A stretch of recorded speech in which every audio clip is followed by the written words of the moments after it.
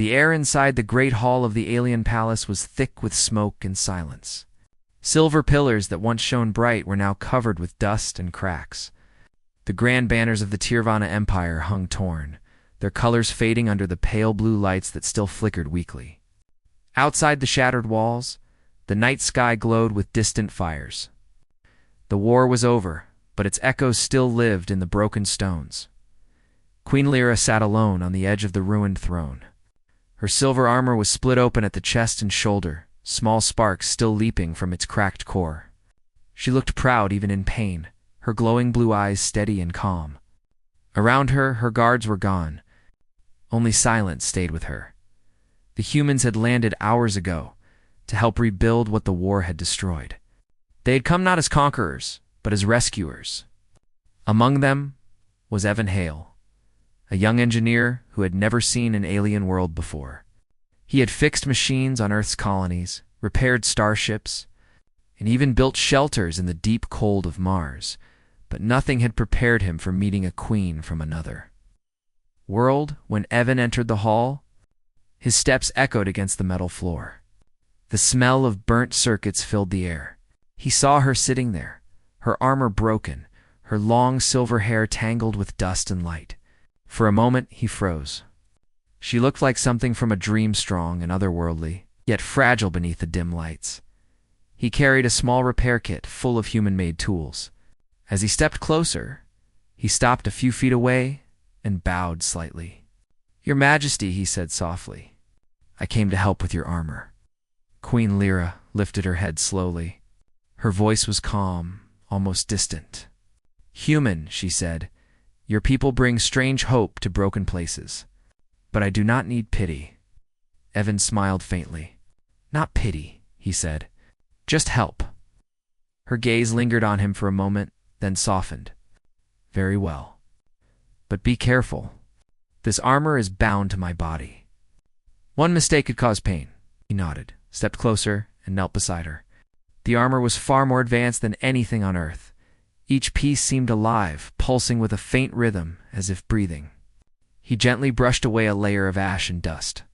Beneath the surface, threads of light moved like veins.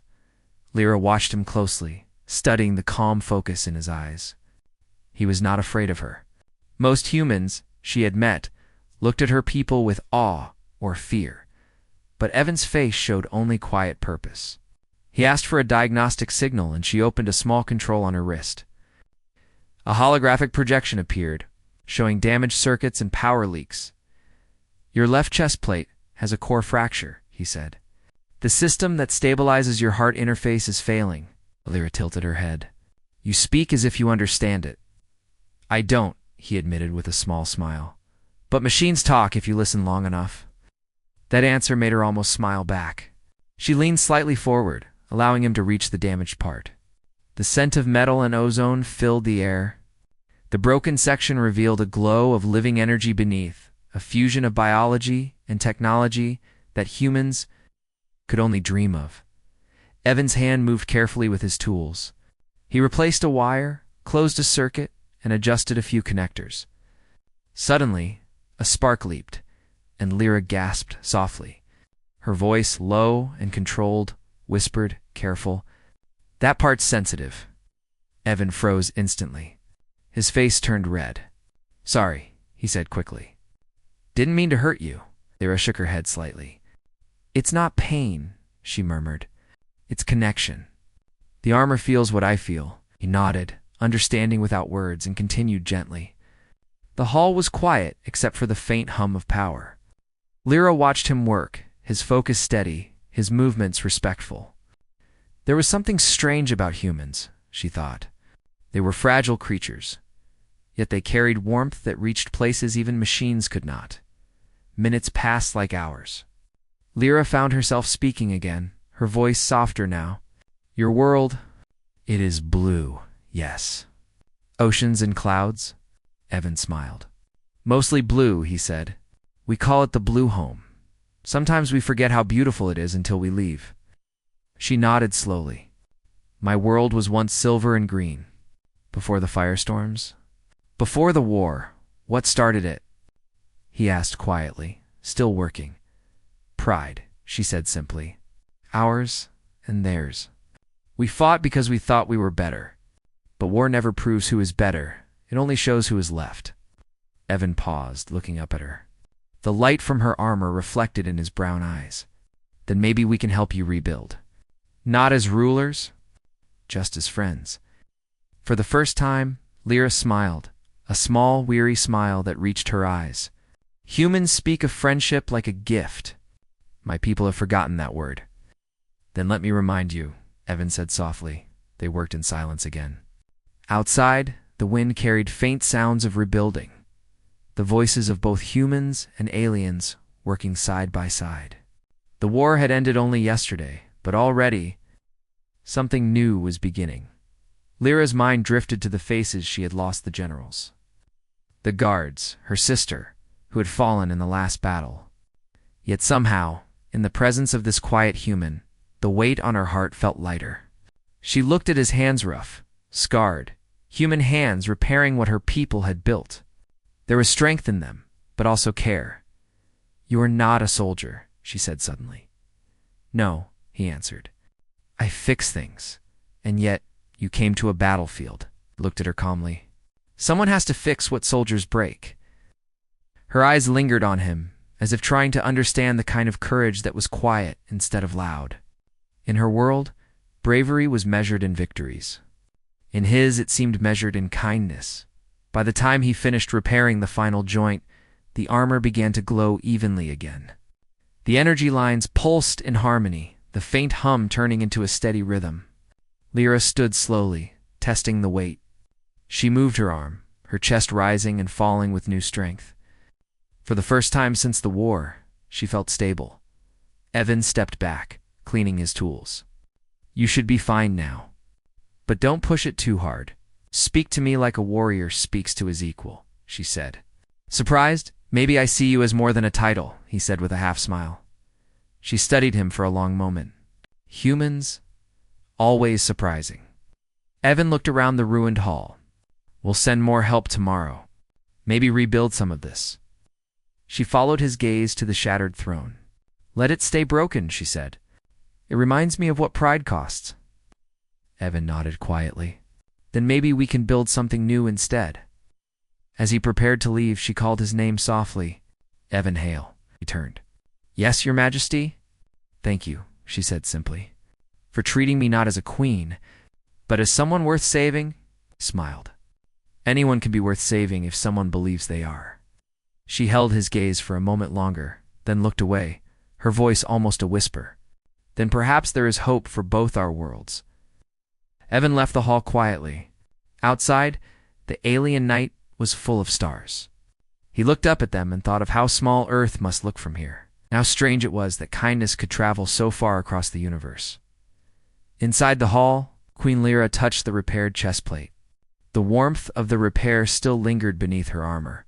She closed her eyes and listened to the rhythm of her heart, the same rhythm that now pulsed through the human's handiwork. For the first time in many years, she did not feel alone. The next sunrise over the planet Tirvana was quiet. The sky glowed silver instead of red for the first time in many weeks. The battle smoke had faded, leaving soft light falling through the clouds. The human ships hovered above the city, sending supply pods down to help rebuild what had been lost. Queen Lyra stood on the highest balcony of her palace, her repaired armor shining faintly. The wind moved through her silver hair. She looked across the vast plains where her people worked beside human engineers. Once, this sight would have been unthinkable. Now, it gave her hope she had not felt in years. Her personal guard, Captain Rin, approached slowly. Your Majesty, he said. The humans are preparing to leave soon. Their mission is almost complete. Lyra nodded. Yes, I know. Her voice was calm, but inside she felt something heavy. She turned her gaze toward the human camp below. Even from this height, she could see Evan Hale moving among his team, giving directions, repairing damaged power lines, smiling faintly when others thanked him. He looked ordinary, just one man among many but to her. He was a reminder that strength did not always wear a crown. The guard hesitated before speaking again. You trust them, my queen, more than you trust some of your own. She looked at him quietly. Trust is not given, Rin. It is earned. And that man earned it with his hands, not his words. Rin bowed and left her to her thoughts. Lyra's mind returned to the night before the quiet hall. The human's steady hands fixing what even her best engineers had failed to restore. She had seen something in him that was missing in her people. Compassion mixed with courage. Humans, she thought, were strange. Fragile, emotional, reckless but full of fire that healed rather than destroyed. A small chime interrupted her thoughts. Her communication device blinked. It was a message from the human command. They were preparing final transport back to orbit. She would need to meet with their representative to sign the Restoration Pact. She sighed softly and turned away from the balcony. The silver light followed her down the grand hall where the cracked throne still stood. She refused to repair it. It reminded her of what the war had cost.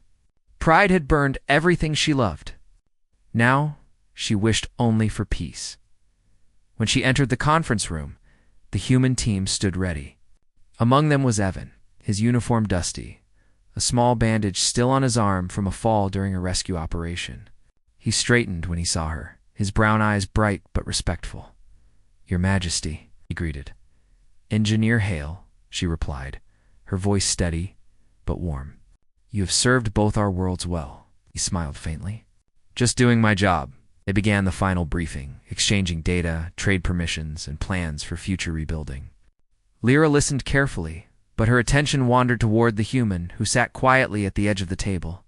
He was not a general or a diplomat, yet his presence carried more meaning than the formal words being spoken. When the meeting ended, the others left the room. Only Evan stayed behind to disconnect the communication system. As he packed his tools, Lyra approached slowly. "You return to Earth soon," she said. "Double quotes, yes," he answered. "Our ships are almost ready for departure. Do you wish to return?" He paused. "It's home," he said softly. "But this place changed me. I came thinking I'd fix machines. I ended up fixing something else, too." She looked at him curiously. "What do you mean?" "I think I learned that people, no matter how different, can still understand each other," he said. "We just forget to listen." Lyra smiled faintly. "And did you listen to me, human?" "Every word," he said gently. "Even the unspoken ones." For a moment, silence filled the room. The sound of the wind outside carried through the open window. She looked at him, this human who had crossed stars to heal strangers. He reminded her of something she thought lost long ago, kindness without reason. "Walk with me," she said suddenly. Evan followed her through the long corridors. They walked past broken statues and faded murals that told stories of her ancestors. Lyra stopped before one of them, painting of a great battle where her people once defeated invaders centuries ago. "This was painted to honor victory," she said. "But every time I look at it, I see faces, my ancestors looking proud over fields of ashes. That was our mistake. We believed victory meant survival." Evan studied the mural. "Maybe survival isn't about who wins," he said quietly. "Maybe it's about who learns." She turned to him. "You speak like someone much older than you look," he smiled. "War ages everyone, Your Majesty." They continued walking until they reached the central garden. The flowers there were faintly glowing blue, their petals alive with energy.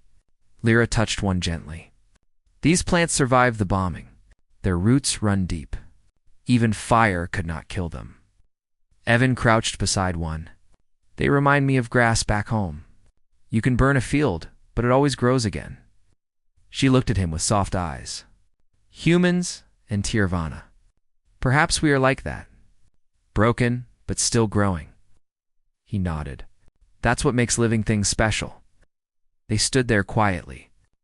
The silence between them was comfortable now, no longer heavy. Lyra reached into her armor and pulled out a small, shining piece of metal, the same fragment that had once cracked near her heart. The human patch he had added still glowed faintly. "I kept this," she said. "A reminder that healing can come from the hands of a stranger." Evan blinked, surprised. "You kept my repair work?" She nodded. "Not because it was perfect, but because it was human." He smiled, touched by her words. That's the best compliment I've ever received. She extended the metal fragment toward him. Take this piece of my armor. Let it remind you that even a queen can learn from a mechanic. He hesitated, then accepted it gently with both hands. The metal was warm, almost alive, pulsing with faint light. Thank you, he said softly. I'll keep it safe. She looked at him with something unreadable in her eyes.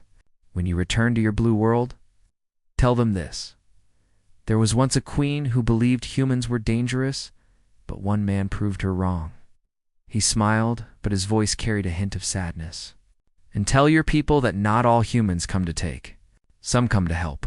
Lyra's gaze lingered on him. Perhaps one day, our worlds will walk the same path. I hope so, he said. They stood there, the silver sky stretching endlessly above them. The moment felt like time had paused.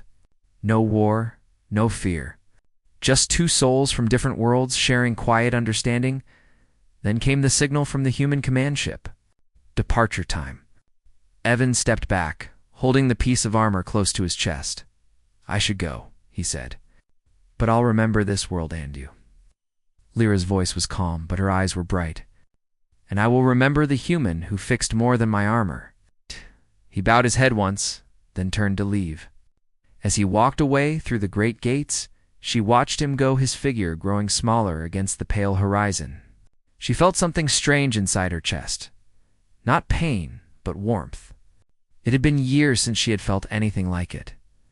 Hours later, Lyra stood on the palace balcony again. The human ships lifted slowly toward the sky, engines glowing blue. She raised her hand slightly, not as a queen giving orders, but as a friend saying farewell. The fleet shimmered and disappeared into the stars. Behind her, Captain Rin entered once more. Your Majesty, he said, the humans have left orbit. Lyra nodded slowly. Then the universe feels a little emptier tonight. He hesitated. You sound sorrowful. She turned to him with a small smile. No, Rin, just thoughtful. The human reminded me of what we lost and what we can still become. He bowed and left her in peace. Lyra remained there long after sunset. The stars of her world glowed bright across the night sky, and among them, somewhere far away, she imagined the human ship gliding toward Earth. She whispered softly to the wind, as if he could hear her across the galaxies. Careful, human. The universe is still sensitive. Her words drifted into the night, carried by the wind. She turned toward the repaired city Bella lights, flickering people rebuilding, laughter beginning to return. Hope had found its way back to Tirvana. Months later, a message arrived on Earth. It was encoded in a pattern no one had ever seen before. Scientists struggled to translate it until Evan was called to help. When he read it, he smiled quietly. It was short and simple, written in perfect English. To the builder from the blue world, the silver fields bloom again. Your patch still glows. Our hearts do too. Lyra, Queen of Tirvana, he looked up at the night sky. Somewhere, far away, she was alive and well. The piece of her armor still rested on his desk, glowing faintly. He touched it and whispered, Glad you're okay, Your Majesty. Outside his window, Earth's moon hung bright above the ocean. For the first time in centuries, two distant worlds, one blue, one silver, were at peace. All because a human had taken the time to listen and be careful.